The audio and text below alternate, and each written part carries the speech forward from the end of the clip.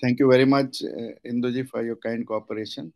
Mm, And I'm really sorry I couldn't be there for a few weeks. I know. And they also, a day before I got my ribs fractured, but still I thought okay, I should join you people because it's a lot of time and long time. And probably another after a week, I may not be able to join again because I'll be traveling. 16वें अध्याय के बजाय महाराज जी से मेरी बात हुई थी। मैं 16वें अध्याय पे तो बात थोड़ी सी करूंगा, बट जो हमारा कंपेन आ रहा है 23 दिसंबर का, एक साथ 1 मिनट गीता पाठ, जिसके लिए 3 श्लोक महाराज जी ने चुने हैं, जिसमें से सबसे पहला श्लोक धृतराष्ट्र उवाच और धर्म क्षेत्रे कुरुक्षेत्रे संवेता युयुत्सव मामका पांडवश्च किम कुर्वत संजय। यानी पहले श्लोक को लेकर थोड़ी सी चर्चा, फिर महाराज जी ने जो बीच का श्लोक चुना, हालांकि 9वें अध्याय का वो बीच का श्लोक नहीं है परंतु बहुत महत्वपूर्ण श्लोक है। अन्यान चिंतयन्तो माम ये जना पर्युपासते तेषाम नित्य भुक्तानाम योग क्षेम वहामी हम। और फिर आखिरी श्लोक, यत्र योगेश्वर कृष्ण यत्र पार्थो धनुर्धरा तत्र श्री विजय भूति ध्रुव नीति मतिर्मम। अब सोचने की बात यह है कि गीता जैसा ग्रंथ एक अंधे आदमी की जिज्ञासा से शुरू होता है। अक्सर हमारे ग्रंथ अंधे व्यक्ति की जिज्ञासा से ही शुरू होते हैं। धृतराष्ट्र न केवल आंखों से अंधा है परंतु आत्मा से भी अंधा है, और आंखों का अंधा होना व्यक्ति को यह निश्चित नहीं करता कि उसके अंदर की इच्छाएं, उसके अंदर की वासनाएं, उसके अंदर की कामनाएं समाप्त हो जाएं। अंधा होने के बावजूद भी धृतराष्ट्र एक आकांक्षा लिए हुए है, मन में इच्छा लिए हुए है कि धर्म क्षेत्र कुरुक्षेत्र में मेरे और पांडु के पुत्र युद्ध की लालसा लेकर जो इकट्ठे हुए हैं, संजय से उनका हालचाल पूछना चाहता है। अब एक व्यक्ति, जैसे सूरदास जी के बारे में कहा जाता है कि सूरदास जी ने अपनी आंखें फोड़ ली थी। पता नहीं कितना सच है कितना झूठ है, परंतु ऐसा कहा जाता है।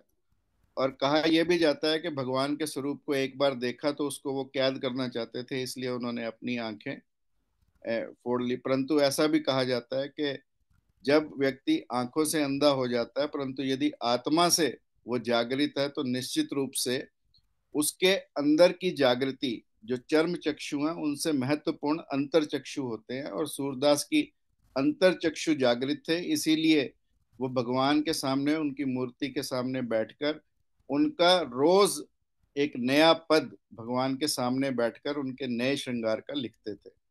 और कहा ऐसा भी जाता है कि राजा को जब शक हुआ तो राजा ने एक दिन कहा कि भगवान की मूर्ति का आज कोई भी श्रृंगार ना करो और देखते हैं सूरदास क्या लिखते हैं। तो सूरदास ने उस दिन जो पद लिखा वो हम सबको अचंभित कर सकता है। सूरदास ने लिखा, सखी देखियो आज अचंबा, सखी देखियो आज अचंबा, हरि देखियो नंगम नंगा। यानी तब भी सूरदास जी ये लिख पाए, मीनिंग देयर बाय कि हमारी जो अंदर की आंख है, जो हमारे अंतर चक्षु है, वो खुले रहने महत्वपूर्ण है, ना कि हमारे बाह्य चक्षु।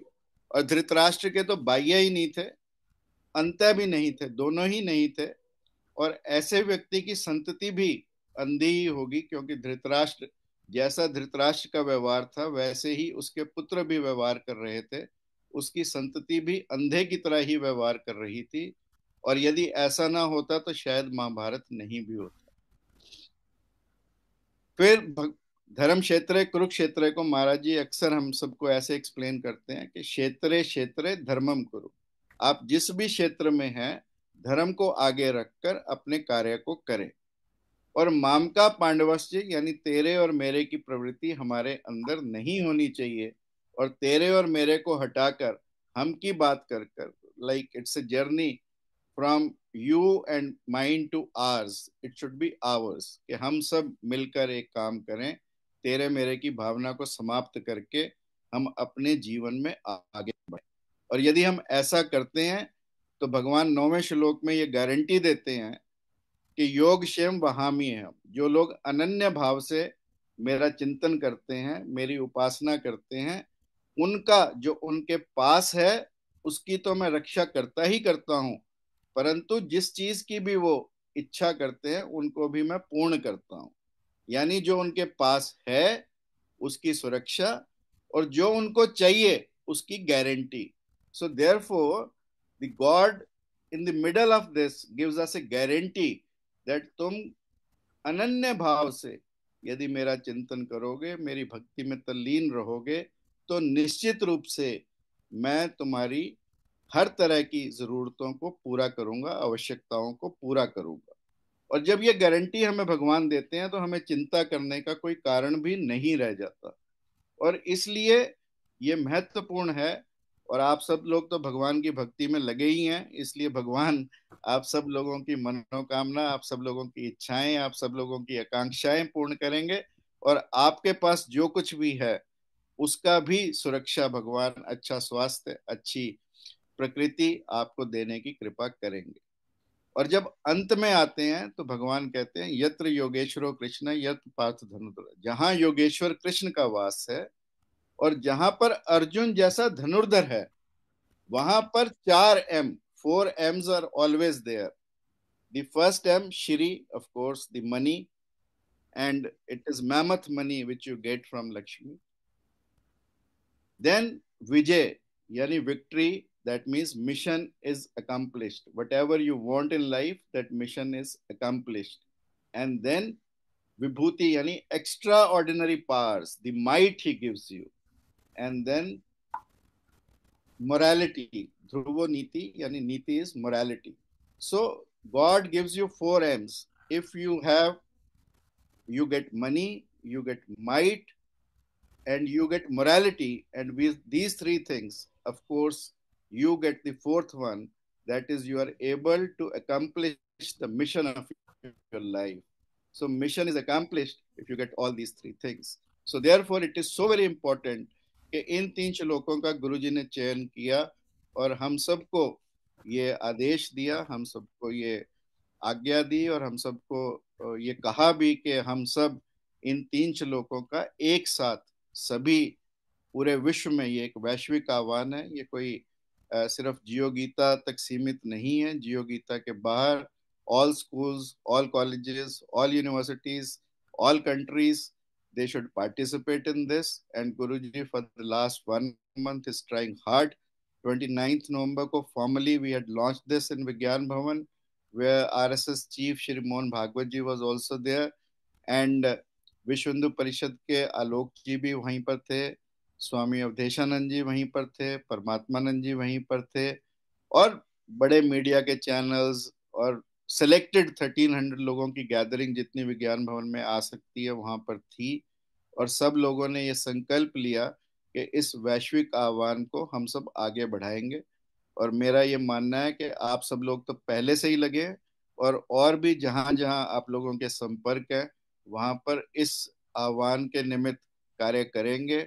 और हम सब मिलकर 23 दिसंबर के कार्यक्रम को सफल बनाएंगे, और न केवल सफल बनाएंगे अपितु सार्थक भी बनाएंगे, ताकि न केवल ये श्लोक लोग कंठस्थ करें परंतु इनको आत्मस्थ भी करें, इनके ऊपर पालन भी करें, इनको अपने जीवन में ढालें भी। क्योंकि गीता एक प्रैक्टिकल एस्पेक्ट है, गीता एक प्रैक्टिकल सा ग्रंथ है। और जितना शायद प्रैक्टिकल गीता है, मुझे लगता है, और 16वें अध्याय जिसकी हम चर्चा कर रहे हैं उसका तो जो दैवीय संपदा और आसुरी संपदा में भगवान ने बांटा है, और पहले 3 श्लोक दैवीय संपदा के हैं, उसका प्रत्येक शब्द मुझे लगता है कि हमारे लिए महत्वपूर्ण है। और प्रैक्टिकल की जब मैं बात करता हूँ तो मुझे याद आता है कि एक छोटी सी कहानी जिसमें एक व्यक्ति बहुत कंजूस है परंतु उसके घर में चूहे हो जाते हैं। अब चूहे पकड़ने के लिए किसी ने कहा कि चूहेदानी ले आ, तो व्यक्ति किसी तरीके से अपना मन मार के कुछ पैसे खर्च के चूहेदानी तो ले आता है, परंतु रोटी लगाने की हिम्मत नहीं होती क्योंकि कंजूस आदमी। तो वो रोटी की जगह पर अखबार काट के जिसमें एक रोटी का पिक्चर बना है वो उसमें रख देता है और सोचता है कि चूहा इसमें सुबह पकड़ा जाएगा। और आप देखो, हैरानी उसको तब होती है जब वो सुबह पिंजरा देखता है तो उसमें एक कुतरा हुआ अखबार जिस पर चूहे का फोटो है वही रखा है। यानी जब हम जैसा हम करेंगे वैसा हम पाएंगे। और जब उसने फोटो में रोटी रखी तो फोटो में ही चूहा पकड़ा जाएगा। तो यदि हम गीता को केवल कंठ तक रखेंगे तो हमें कोई जीवन में लाभ नहीं होगा, और यदि हम इसे आत्मस्थ करेंगे, इसको अपने जीवन में ढालेंगे, तो निश्चित रूप से हमें इसका लाभ होगा। और इसमें तो जैसे सत्य शब्द आता है, अभय से शुरू होता है और बीच में सत्य, अहिंसा, अक्रोध, सारे गुण जितने भी हैं सत्य पर कहते हैं। युधिष्ठिर जब द्रोणाचार्य कौरवों और पांडवों को पढ़ा रहे थे तो पहले दिन का पहला ही अध्याय, पहला ही शब्द ये था कि सदा सत्य बोलो।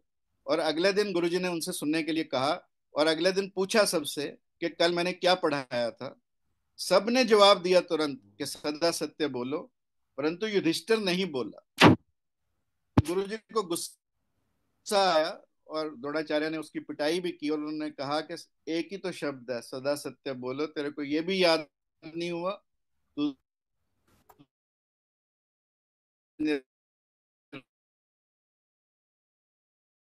मूर्ख है, ऐसी ऐसी बातें। युधिष्ठिर ने कहा कि गुरुजी ये सिर्फ याद करने का शब्द नहीं है, ये जीवन में ढालने का शब्द है। और जब तक मैं अपने जीवन में ढाल नहीं लूंगा, जब तक मैं इसकी प्रैक्टिस नहीं कर लूंगा, तब तक मैं ये नहीं कहूंगा कि सदा सत्य बोलो। पहले मैं जीवन में आचरण में लाऊंगा सत्य को, और फिर सत्य बोलने का दूसरों को कहूंगा। और युधिष्ठिर ने ये हमेशा कहा, और कहते हैं कि युधिष्ठिर का रथ हमेशा 4 उंगल ऊपर ही रहता था। और जब युधिष्ठिर ने महाभारत के युद्ध में ये कहा कि अश्वत्थामा, हाथी मारा गया, हाथी धीरे से कहा द्रोणाचार्य को, क्योंकि तसल्ली नहीं हुई थी कि अश्वत्थामा मारा गया, क्योंकि वो चाहते थे कि अगर युधिष्ठिर कह देगा तो मैं मान जाऊंगा। और युधिष्ठिर से ये बुलवाया गया। अश्वत्थामा जैसे ही बोला और इतने में उन्होंने गुंजा दिया, सारी दुदम्बियां, ढोल, नगाड़े सब बजा दिए, ताकि वो बात छिप जाए कि हाथी मरा है या अश्वत्थामा, नरो या हाथी, कौन मरा उसमें से। तो कहते हैं कि तब इतना सा झूठ बोलने के बाद भी युधिष्ठिर का जो रथ था, वो जो 4 उंगली ऊपर चलता था, वो धरती पर आ गया। इतना प्रैक्टिकल शब्द एक ही है, सत्य, जो हमारे जीवन को बदल सकता है। परंतु सत्य और ऐसे ही जितने भी ये शब्द, 26 शायद हैं ये शब्द, और यदि ये 26 शब्दों में से एक दो शब्द भी हमारे जीवन में आ जाए तो शायद हमारा जीवन बिल्कुल भिन्न होगा आम व्यक्तियों से। और यदि हम अपने जीवन को एक्स्ट्रा ऑर्डिनरी बनाना चाहते हैं तो ये एक्स्ट्रा ऑर्डिनरी शब्द ही हैं जिनको भगवान ने दैवीय संपदा कहा। ये हम सब के अंदर विद्यमान हैं, कहने के शब्द नहीं है, परंतु अपने जीवन में ढालने के शब्द हैं। और जब हम अपने जीवन में इनको ढालेंगे तो तभी हमें गीता का लाभ होगा। अन्यथा गीता जितनी भी हम पढ़ते रहे, हमारे जीवन में उसका कोई भी, सिर्फ याद करने से, श्लोक पढ़ने से, श्लोकों को रोज उनका दोहराने से कोई लाभ नहीं होता, जब तक हम उनको अपने जीवन में, आचरण में अपने नहीं लाते। और 16वां अध्याय शायद उतना ही महत्वपूर्ण है जितने बाकी अध्याय महत्वपूर्ण हैं, परंतु ये व्यक्ति को मानव बनाने में, व्यक्ति को मनुष्य बनाने में, व्यक्ति के अंदर का, अंदर की दिव्यताओं को निकालने का ये साधन है 16वां अध्याय। हम सबके अंदर ये दिव्यताएं विद्यमान हैं, परंतु गीता पढ़ने के माध्यम से हम इन दिव्यताओं का प्रकटीकरण करें, इन दिव्यताओं को अपने अंदर से बाहर निकालें, अपने आचरण में लाएं, तो निश्चित रूप से गीता हमारे लिए एक प्रैक्टिकल शास्त्र हो सकता है। एक ऐसा शास्त्र हो सकता है जो न केवल कंठस्थ करने का है परंतु आचरण में लाने का भी है। 16वें अध्याय के लिए इतनी बातें आज करूंगा, और आपसे पुनः आह्वान करता हूं कि आप 23 दिसंबर के It's इस 10 कार्यक्रम o'clock. को सफल बनाने में जियो गीता का एक सम्मानित सदस्य होने के नाते पूर्ण प्रयास करें। आप सब लोग जियो गीता से जुड़े हैं, गुरु जी से जुड़े हैं, तो निश्चित रूप से आपका जो कार्य है वो भी अद्भुत होना चाहिए। और मुझे पूरा विश्वास है कि आप लोगों ने जैसे जो अष्टादश श्लोकी गीता के पाठ थे, महाराज जी ने मुझे 2 दिन पहले बताया कि आप लोगों ने शायद 88,000 के करीब पूर्ण कर लिए हैं, जैसी उनके पास संख्या थी मैनचेस्टर ग्रुप की। और वो ये कह रहे थे कि 1 लाख का उन्होंने वादा किया था, जो 23 दिसंबर आने से पहले पूरे हो जाएंगे।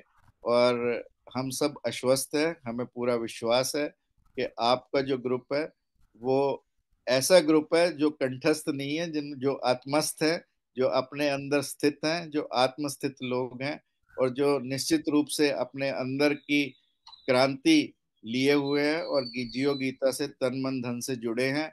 और जियो गीता के जितने भी कार्यक्रम हैं उनमें सफल करने में आप लोगों की भूमिका हमेशा महत्वपूर्ण रही है, और इस वैश्विक आह्वान में भी महत्वपूर्ण रहेगी। इन्हीं शब्दों के साथ जय श्री कृष्णा, जय श्री राधे, और आप सबका बहुत बहुत धन्यवाद। और आज हो सकता है कि मेरी वॉइस उतनी क्लियर ना हो, but because I cannot take a long breath, so therefore I was unable to stress few points which I wanted to be, but I hope you will excuse me for that. And I'm really sorry that I'm speaking from the bed itself. And but then again, भगवान कृपा करेंगे, अगले बुधवार फिर जुड़ेंगे और बातें करेंगे। थैंक बहुत यू वेरी